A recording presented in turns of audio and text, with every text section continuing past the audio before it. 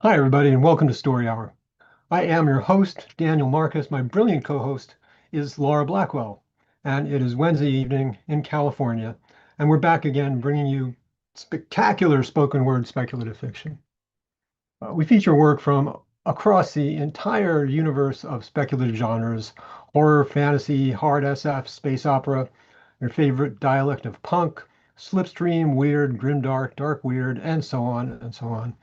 We love to have new writers for whom the ink is barely dry in their first few contracts, and award-winning seasoned pros, and everybody in between. Um, I started this thing over 6 years ago. It was in the early days of the pandemic, and things were pretty weird out there. We were living in what felt like kind of a soft apocalypse. The uh, SF place that we had written about and read about for many years. And I wanted to just create a space where my writer friends and I could get together and share our work and create a little community and kind of shelter in place against the weirdness. And very shortly after I started, I asked my friend Laura to join me in co-hosting, and we have been at it for over 6 years, which is just nuts. So 6 years later, things out there are weird still, but Story Hour is still here, and we're not going anywhere. I firmly believe we need stories more than ever right now, and we need community more than ever. So, welcome back. Story Hour relies on a truly ancient tradition. That is, folks sitting around the fire telling lies. And every week we continue this practice with two writers, just about 30 minutes each, narrating their own work. Before we go any farther, I want to thank the Science Fiction and Fantasy Writers of America for awarding us the SIFWA Givers Grant to help us keep the lights on and keep these rooms open. Givers Fund grants are intended to aid projects that align with SIFWA's mission to promote, advance, and support science fiction and fantasy writing around the world. So thank you, thank you, thank you, SIFWA. And with that, we welcome our authors this evening, Isabel J. Kim and Tobi Ogundiran. And we're going to start the program with Tobi. Tobi Ogundiran is the author of The Guardian of the Gods duology and the critically acclaimed British Fantasy Award-winning short fiction collection, Jackal Jackal. He has received or been a finalist for the Locus, Ignite, World Fantasy, British Science Fiction Association, Shirley Jackson, and NAMO Awards. His work has been featured in original anthologies such as Africa Risen, The Book of Witches, The Big Bad Book of Kaiju, among others. Several educational and year's best anthologies, and twice on the hit podcast LeVar Burton Reads. Awesome. Ogundiran has also written for the Overwatch and Magic the Gathering universes. Born and raised in Nigeria, he now lives and works in the U.S. as an assistant professor at the University of Oklahoma, where he teaches speculative fiction writing. Tobi, welcome back. Thank you very much, Dan, for that warm welcome. It's always a pleasure to appear on Story Hour and partake in that timeless tradition of telling lies around the fire. I'll be reading a story from my collection today titled Lagbaja. And Lagbaja is a Yoruba word which the closest equivalent in English language is sort of a John Doe, so someone who's nameless, faceless, who's unknowable, but could also be everybody. It's a horror story. Chapter 1, in which Bissy has a call. A shrill wail cut through the air, jolting Bissy from her sleep. For a moment, she thought it was her alarm, and she sat up, wondering if she was late for rehearsals. Then she remembered she had only just gotten back and had collapsed in her bed, too exhausted to change out of her clothes. The shrill sound came again, and she turned to see the telephone rattling on the dresser next to her. She plucked the receiver from its cradle. Hello? Busy. She would recognize that voice anywhere. Mama, she said, looking at the time. It was nearly 2 in the morning. Is something wrong? A silence that stretched too long. Then, is that any way to greet your mother? Hmm? Not even a how you doing? Am I bothering you, girl? Busy sank to the bed and pinched the bridge of her nose. Mama, it's just I wasn't expecting a call. It's late and I'm tired and It's always late and you're always tired. Too tired for your son, too tired for me. Bet you never tired for that job of yours, huh? Every time. Every bloody time. It was always war with this woman, and nothing she ever did could please her. She beat back the retort, bubbling at the back of her throat, and said instead, Mama, you know I work so hard to provide for John, so he'll never lack. Ha! You must think me a fool now. Me and you know you've only got space in your mind for one person, and that is you. Now, I made my peace with that. But John, he's a child, and he needs you. I'm only his grandma, but he needs his mother, Bissy. Children always need their mothers.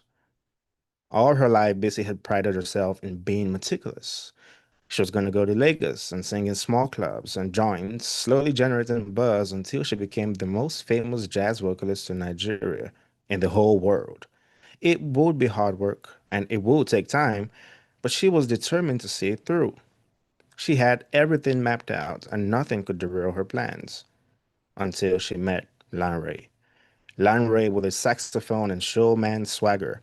Lanray who looked at her like she was the only woman in the whole world who'd made her feel wanted. She should have known better. By God, she should have. But she'd been 19, and Lanray had an effortless charm that made him irresistible. Oh, and dreams too. He'd had dreams. That was what had most attracted her to him. And slowly she found herself writing him into her own dreams. Her meticulously planned path to fame now included him.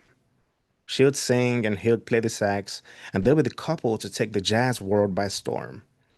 It all went smoothly until she fell pregnant and Lanray showed his true colors. He had dreams, see, and nothing could derail them. Not her, not the baby swelling in her belly. A week later, he left for New Orleans to further his career. When she crawled back home, her mother had taken one look at her and said, I taught you better than that, but you'll have this baby. The next 9 months were the closest they'd ever been, mother and daughter. Her mother doted on Bissy and helped her through the hurt that ravaged at her insides until she slowly came through the storm and rediscovered herself, her own life, her own purpose. It did not matter that she was pregnant. She would love this child. Her plans had been derailed, but she could always regroup. She was, after all, a planner. But when she finally gave birth to John and looked in his face to see a miniature landrace staring up at her, she hadn't been able to handle that. She took the next train to Lagos. You there, girl? Bessie cradled the receiver, startling from her reverie. Yes, Mama. He's always asking of you, you know. And I'm tired of making excuses. When are you gonna be his mother, Bessie? It wasn't like she never saw him. She visited as often as she could, even though she never stayed long. Each time she arrived, he would light up, barely able to contain his excitement. And when she eventually announced she was leaving, she pretended not to see the hurt in his eyes. Bessie felt an all too familiar guilt washing up her throat, and she clamped it down. I've got to focus on my job right now, Mama. I really have to give this my all. Give this your all, her mother repeated, voice dripping with disdain. Let me tell you now, you're failing at the most important job there is, raising your child. Chapter 2, in which John hears a story. John liked stories.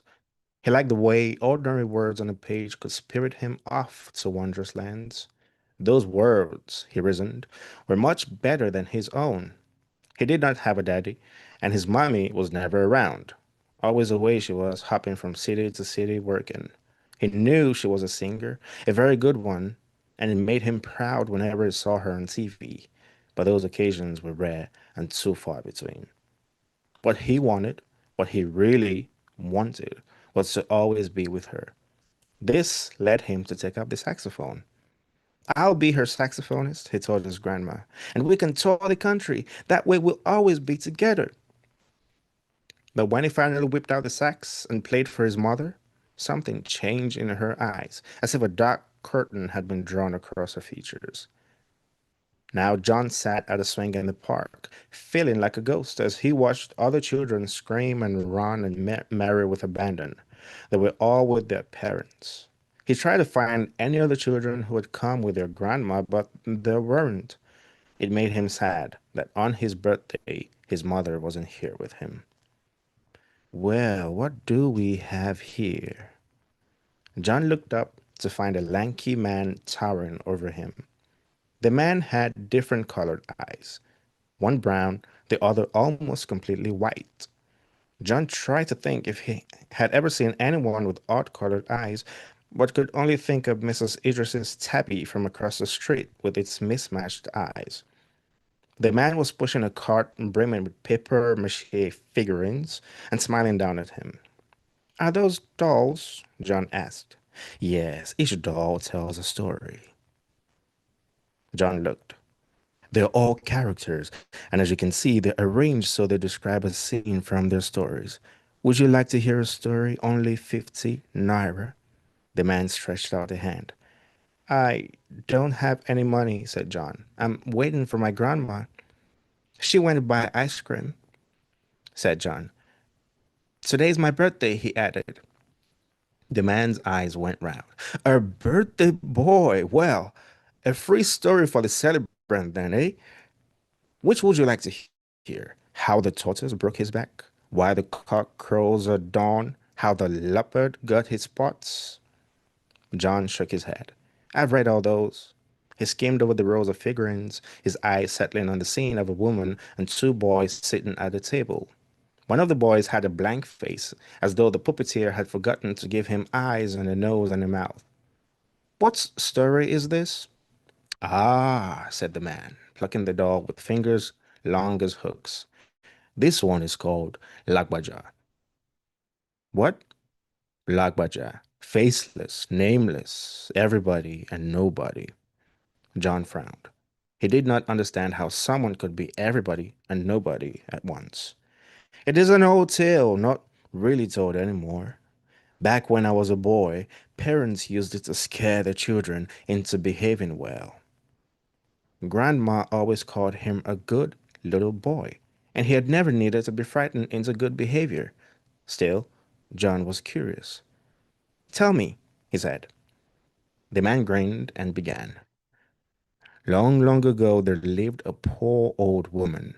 She lived with her only son in the village, working day and night to make ends meet. But her son was a naughty boy, a real nasty piece of work. He never helped with house chores, but spent his time playing pranks on the villagers. He never showed remorse, so many called him a devil child. Once he crept into the farmer's coop and stole all the chickens, throwing them into the well until he drowned them all. The woman had to pay the farmer for his loss. She emptied all her savings, and still that was not enough. The straw that broke the camel's back happened when the boy tied a burning stick to a rabbit's tail and released it into a cornfield. The entire year's harvest burned, and smoke could be seen for miles and miles. The villagers, infuriated, finally decided that enough was enough. They marched for the woman's hut and drove her from the village, saying they could no longer tolerate her wild child and his wanton mischief. The woman was incredibly heartbroken, and she wept while her son, who still did not understand that what he did was unacceptable, laughed. So before she went to sleep that night, she prayed. She prayed that the devil in her child be removed, that he become a good boy. And in the morning, she awoke to find her son, who never did a chore in his life, cleaning the house. And when she went in the kitchen, breakfast was on the table. From that day onwards, he became the good son she had always wanted. John was unimpressed.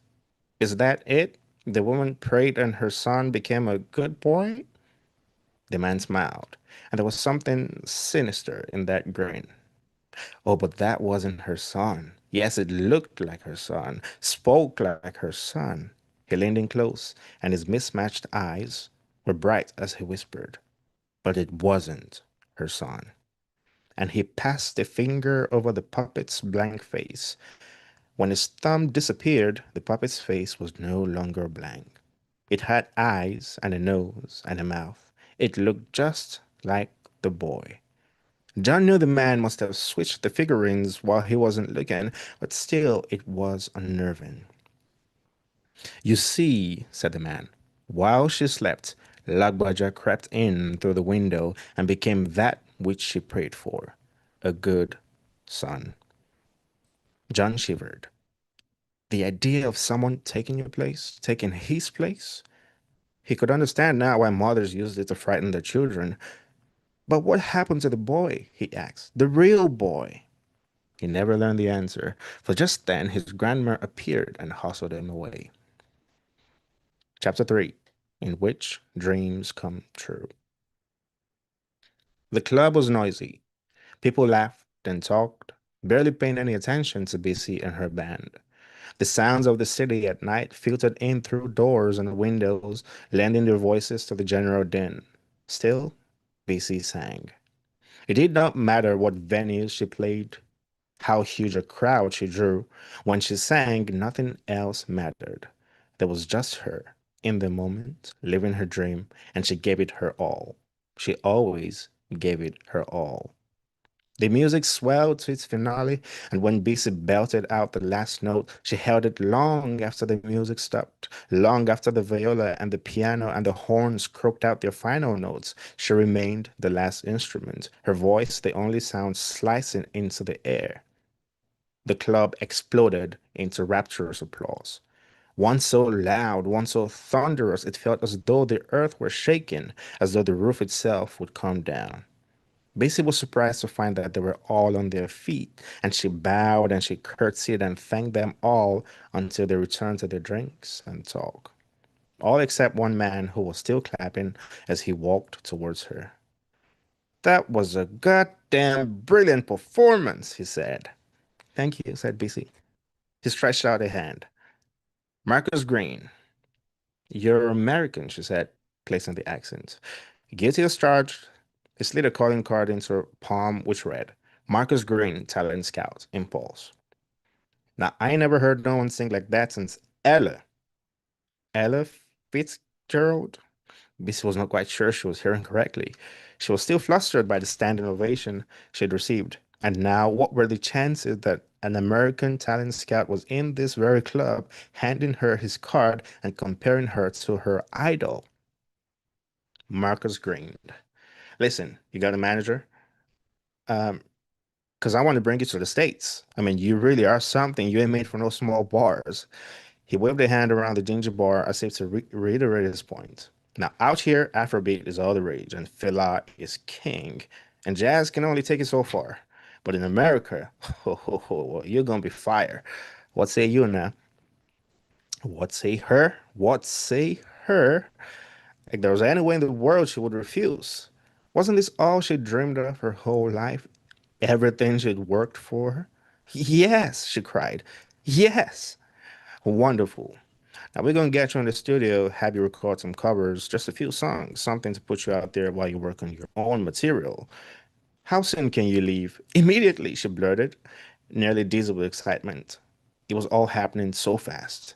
But then, as her mother always said, when the gears of destiny roll into action, they go at great speed. Wait, she said. She had to see her mother and her son, not only to share the good news, but because she knew that when she left, she was never coming back to Nigeria. I have to put my affairs back in order, she said. A week, maybe? Marcus nodded, flicked a cigarette to the floor, and crushed it under a boot. BC could hardly sleep that night. She called her mother several times, wanting to share the good news. See, Mama, I made it. I finally made it. But she could never get through. Nearly 3 months had passed since they last spoke, since her mom had tried to guilt her, and while that conversation hadn't ended particularly well, her mama always took her calls. When Bisi tried a fifth time and the operator informed her that the number she was trying to call was unavailable, she finally gave up.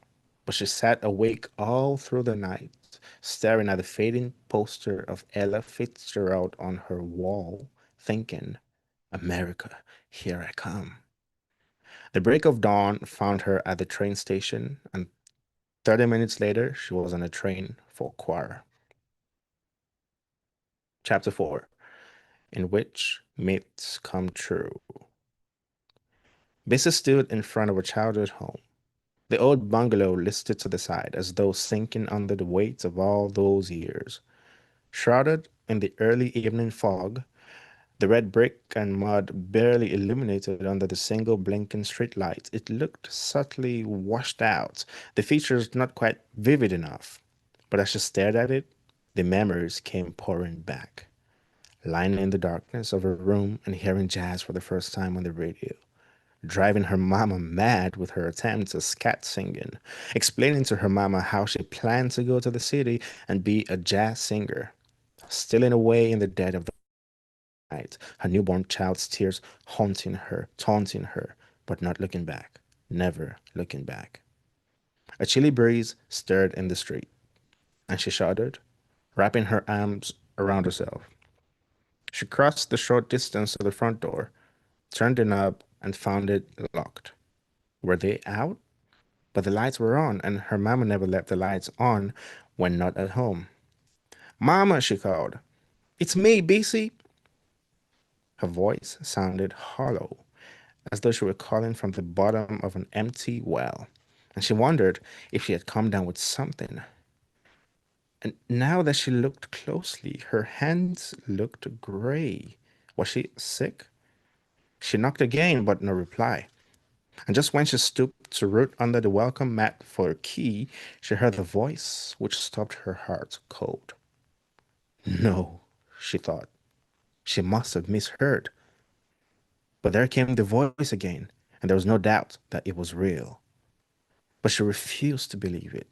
Slowly, slowly she rose from her crouch and moved to the window at the side of the house, where through a part in the cream lace curtains she saw into the living room. She saw her mother, silver hair pulled back in a bun, sitting in her cane chair by the table. Next to her was John, grown, looking more and more like Landry, blowing his mini sax as he beamed at the woman who was smiling down at him. The woman was her. No, not her. How could it be her when she was here in the bushes outside her childhood home, spying on the scene like some outcast? Bessie looked on, stunned beyond reason, trying to wrap her mind around the scene before her. The woman was her exact duplicate, from the braids in her hair to the shoes on her feet. It was as though her reflection had stepped out of a mirror. Horror washed over Bessie as she realized what the woman was singing. A song she had been working on for months and months. A song she had shared with no one, not even with her band. Her song. This was her child, her mother, her life. She punched the window. It gave under her fist, as though it were rubber and not fragile glass, and then it bounced back, throwing her hand back at her. Bessie staggered backwards, shocked. She hit the glass again, and this time she saw it move, the window and the wall curving in, shrinking away from her, repelling her. The more she tried to touch it, the more it repelled her, throwing her hands off again and again and again. Then the world shivered, rippling as though reality were merely a reflection on the surface of a pond. What she had noticed as a subtle shift in hue, a slow graying out of the world, was now more pronounced. Now it looked as though there was a sheath around her, as though she were viewing the world from outside it, not quite part of it, a spectre inhabiting the liminal space between true existence and the void. In the house, they finished the performance and they drew in for a hug. BC screamed from rage, from fury, from fear, but all that came out was a single word, voiceless gasp. She felt the skin of her face move, her lips sealing shut. Her hands flew to her face, desperate, scrambling at the smooth patch of skin where her mouth used to be. And then she caught her reflection in the window, saw the raw panic in her eyes as her features smoothed over, erasing into utter facelessness. And then she fell away, and as the world turned to darkness, she looked up. The woman looked up, and for a moment, for just a moment, they locked gazes. She was smiling. That's the end of my story.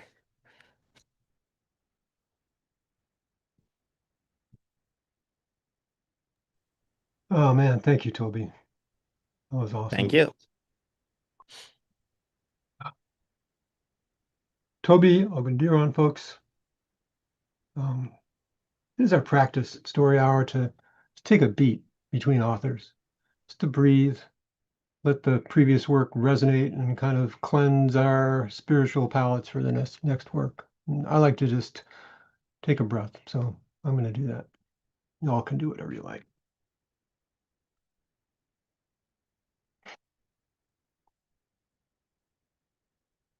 All right, Tobi Ogundiran. Our next author is Isabel J. Kim. Isabel J. Kim is the USA Today bestselling author of Sublimation. She is also the author of numerous short stories and has won the Nebula, Locus, BSFA, and the Shirley Jackson Award. Her work has been translated into multiple languages, reprinted in multiple Best of the Year anthologies, and has been optioned for film and TV. Isabel lives near New York City in an apartment filled with books and swords. Find her at isabel.kim or at isabel.kim on Blue Sky. Welcome back, Isabel. Take it away. Hey, thanks for having me. All right, so I'm going to read oh God, the angle is weird, it's fine. Um, Story that is nominated for the Hugo this year, and it is about a bleak future that I hope never comes to pass. Um, and this is Wire Mother. Your mom loves you, Cassie's father says. They're in an elevator. They only ever talk about Cassie's mom in elevators or when they go hiking and Cassie's father leaves his watch at home. Cassie doesn't know if her mom actually doesn't listen then or if she's got some sort of secret microphone in dad's clothing and holding her tongue about these things is just a behavior contained in her parameters. Mom isn't capable of love, Cassie doesn't say. Dad's been in love with her mother for longer than Cassie's been alive. Sure, Cassie says. But, you know, the emotional contagion deficit diagnosis. Dr. Russ didn't formally diagnose. He would have if it wouldn't have been bad for my college app. And did you finish? Why don't you ask your wife simulacrum? Cassie says nastily. Simulacrum is a word she's learned from reading old philosophy books. She likes it a lot. School is a simulacrum of real life. Her mother is a simulacrum of a physical person made out of meat. Cassie's emotions are simulacra, she guesses, in that they're all pale imitations of what she's supposed to be able to feel. She feels real anger at her father, though. She has no problem feeling emotions across human people who have flesh and blood and bone, and not ones and zeros. She knows this is problematic. If she were able to feel the right things for digital people, if she didn't have ECD, then she could love her mother and her father would stop harassing her about it. Cassidy Janet Glass, her father says, and Cassie wants to scream at him. But the elevator opens into their apartment, and Cassie's mother is leaning over on the console screen and frowning her pixelated smile. The console screen is temporary. The big LED screen that takes up their entire living room wall is broken. What on earth are you shouting about again? I'm arguing with him about my ECD diagnosis, Cassie says. You don't have anything on your official file with your pediatrician, sweetheart, Cassie's mother says. Let's not argue, Amy, Cassie's father says, and the tired cast to his words prompts Amy to smile sympathetically, to lean her two-dimensional lean and move as if to comfort Cassie's father. Long day, honey? She says.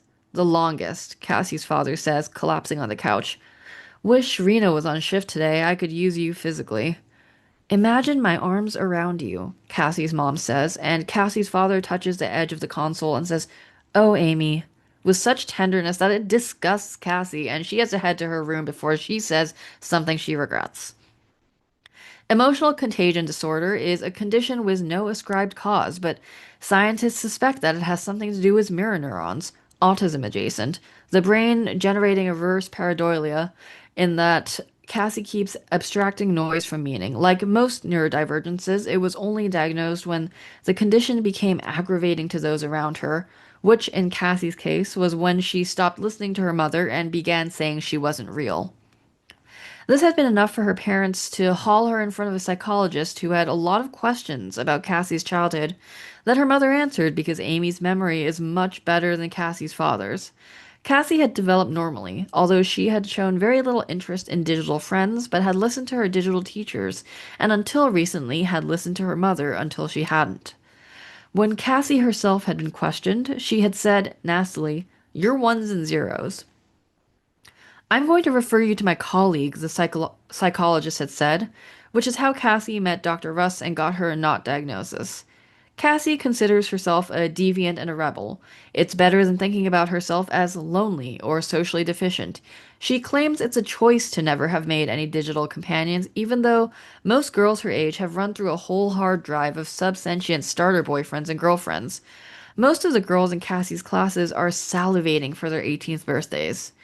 You aren't allowed to create a real digital person until you yourself are an adult. Only semi-sense.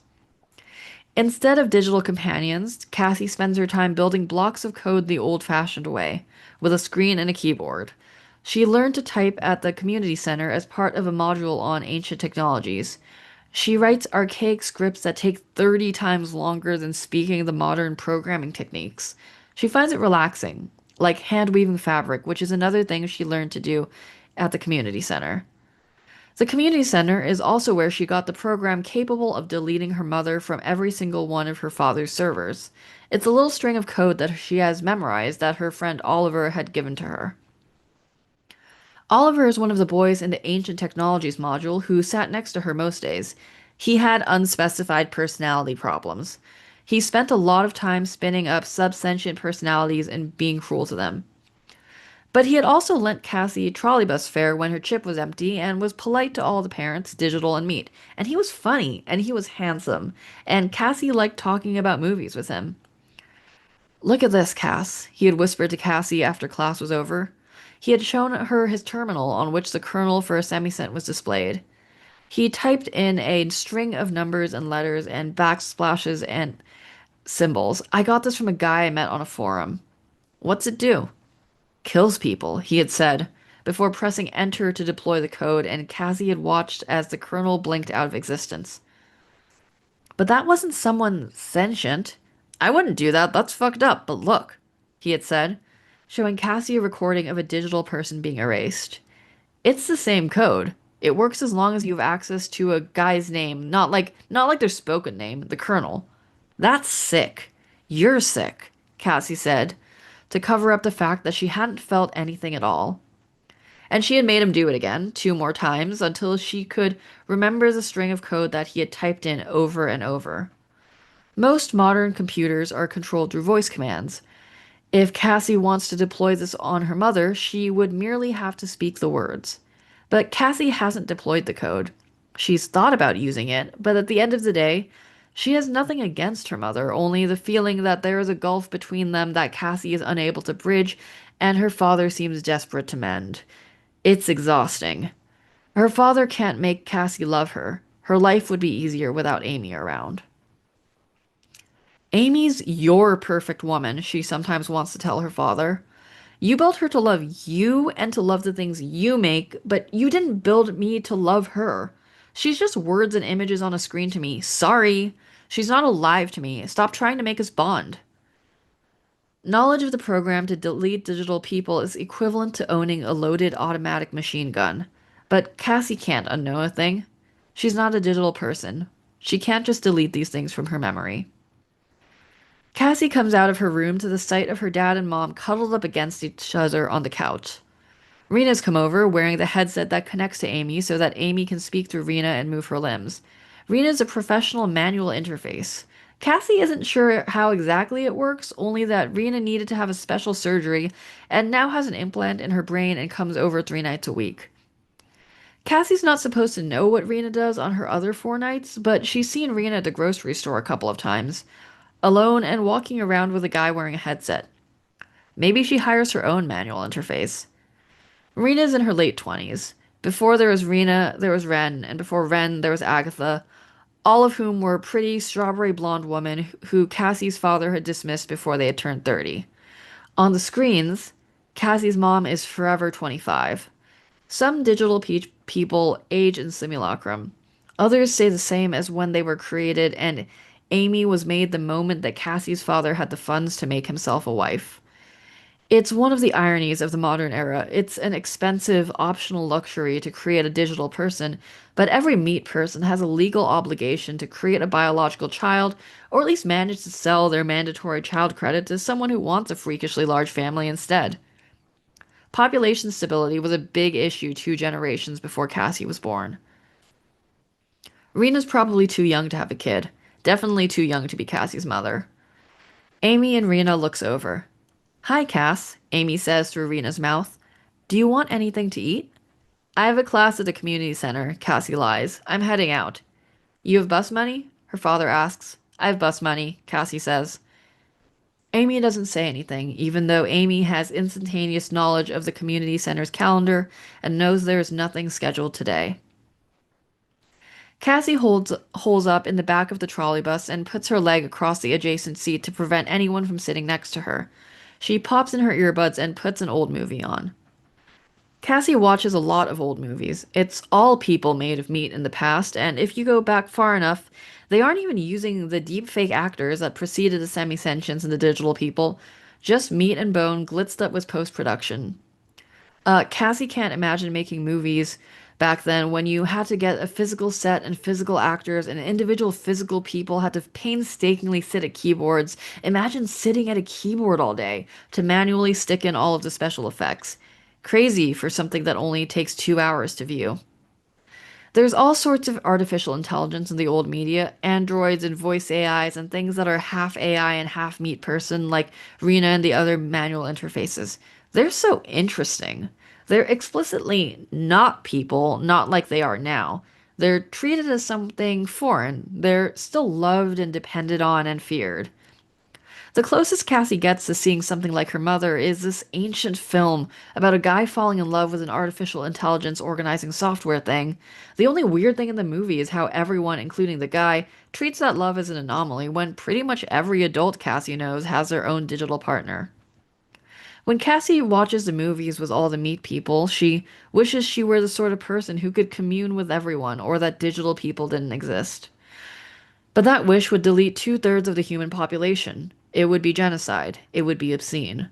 That's what people tell Cassie about her inability to sympathize or develop human bonds with digital persons. 20 minutes into the movie, the trolley bus stops at a corner of the community center, and Cassie gets out, and she nearly runs into Oliver, who is walking out of the front doors.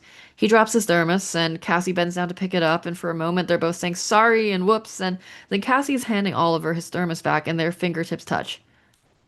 Why are you here? I was using the console for a project, he says. What are you doing here?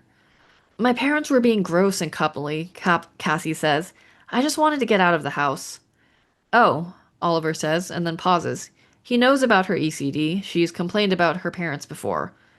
Do you want to come over instead? We could watch a movie.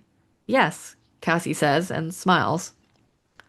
Oliver's mom is out, and his LED wall isn't broken, so they camp out in the living room with popcorn. Oliver sneaks a handle of vodka out of the freezer while the popcorn's popping, pouring a bit of clear liquor into a cup before popping the bottle back into the fridge. Cassie watches his actions with interest. They're so archaic. He doesn't even try and cover the kitchen cameras first. You don't have a digital parent? No, Oliver says, handing her the cup. Mom's old-fashioned. You want to try? Cassie's had alcohol before, a couple of times at parties. She takes a cup and drinks. It's gross and compelling, a line of fire down her throat and into her stomach. She hands the cup back to Oliver. He knocks it back and then sputters, bending over to sink. That always looks easier in movies, he says between coughs as Cassie giggles. Can you pour more? Cassie takes the handle out and tips more vodka into the shot glass. Takes a sip before handing it to Oliver, who drinks more slowly. Their eyes meet. The world feels like it's going warm, but maybe that's just Cassie's imagination. She takes the popcorn out of the microwave and walks over to the couch and collapses onto it. Let's watch something, she says. She eats a couple of pieces of popcorn to chase away the numb, gross taste in her mouth. Sure, Oliver says, sitting down next to her. He's brought the handle. He takes a sip right from the bottle and doesn't cough this time. What do you want to watch? Whatever, Cassie says, even though she doesn't want to watch whatever. It's his house. Cool, Oliver says, passing her the handle before flicking the screen to the latest James Bond movie, the one with the stunts that are generated differently every viewing. This time, it's a bunch of helicopter-to-helicopter actions, all mid-air stunts and rope tricks, the type of thing they would never let a meat person do. They watch a helicopter blow up. Oliver puts his arm around Cassie's shoulders. She drinks a little sip of vodka before handing it back to him. They watch Bond climb up a rope attached to one of the surviving helicopters. Oliver hands her back the vodka, and Cassie takes another small sip. It feels very grown up to be drinking and watching a movie with a boy. They watch Bond grab the girl, and Oliver puts the vodka down and brings his hand to Cassie's breast, and at first it's okay, but then he's grabbing too hard, squeezing like it's a water balloon. Ow, stop, Cassie says, but Oliver doesn't stop. She grabs his forearm. He's stronger than she is. Oliver, stop, she says again, and he doesn't stop, and his arm around her shoulder is like a vice, and he's shifting so that he's above her lap, and digital James Bond is saying something on the screen, and Cassie didn't know that human boys were so strong this close. She's never been this close to a man before, and her breast hurts, and she's suddenly scared, and stop, Cassie shrieks, and punches Oliver in the dick. He crumples, and Cassie scrambles from underneath him, pushing the meat of his body off her own. He falls to the floor. He's whimpering. He squints his eyes open. Oliver looks like an animal, like a piece of awful flesh and bone, like an ape. I'm sorry, he says. I forgot. They never mean it when they say you should stop. I thought when I did it with a semi-sense. I'm going, Cassie says and turns. Her heart is racing. She can feel tears at the corners of her eyes. I thought the ECD meant you don't have feelings, Oliver calls after her. Cass, wait. Cassie storms out of Oliver's house, ignoring him calling after her. She strides furiously down 1, 5, 10 blocks, tears welling at the corners of her eyes, headache blooming at her temples. She shouldn't have drank. She shouldn't have gone home with Oliver. Why didn't he stop when she wanted him to? She wonders how he's been fucking the semi-sense, where he hires the manual interfaces. She wipes her tears and gets on the trolley bus. She wipes tears all through watching more of her old movie. She's never going to watch any more James Bond, and she can never go back to the community center now. It would be too embarrassing. The trolley bus winds its way through the city and deposits Cassie back at her apartment. She goes into the building and straightens her clothes in the elevator. Rena is in the kitchen, drinking a cup of something while she cooks. Her hair is disheveled, and her lipstick is a little smeary at the edges. She glances at Cassie and frowns. Your parents are showering. Are you okay? Cassie doesn't want to tell anything to Rena. She's angry that Rena isn't someone she can talk to, that Rena rents her body out to pretend to be her mother. She wants Rena to be someone that she can talk to. She wants Rena to be older, to have been the mother Cassie could have talked to. Do you like being screwed by my dad? Rena puts her cup down. She lowers the heat on the stove. She turns around. It's nice getting to help your mom out, Rena says evenly. Do you want me to get her for you? Being insulted isn't in my contract. I don't want her, Cassie says before walking away from the kitchen and into her bedroom, slamming the door before Rena can see her tears. She flops on the bed. She buries her head in her bedspread. She imagines being younger, when she didn't know there was something wrong with her, when it was enough to feel the warmth of the manual interface's skins as they held her in their laps as Cassie's mother read picture books through their mouths. Cassie, what's wrong? Amy says. You wouldn't understand, Cassie says. Amy has never been 17. Amy has never had to deal with boys who were made of meat. Amy has only ever had one lover who made her. Amy can't imagine being in her position. Amy can't imagine anything at all. And even if Amy could understand, all her words would fall on Cassie's stupid deaf ears. Try me, Amy says, and she sounds so perfectly sympathetic and kind and caring, just like anyone would want in their mother. Cassie looks up. Amy is all around her, in the walls, in the microphones, and in the camera in the corner of her room. Cassie wipes her eyes. Cassie imagines being her mother. Cassie imagines not having a body made of meat. Cassie imagines being made of code. Cassie imagines always knowing the right thing to say. Cassie imagines being able to be soothed by the right things that Amy says. Cassie wishes she was like everyone else. She wishes she could read love in the ones and zeros. Cassie wishes she had a mother who was made of meat, who was an ape made out of flesh and bone. Cassie imagines the rest of her life, all the conversations, all the pretending, all the broken expectations. Cassie takes a deep breath. / colon 8500. And that's the end.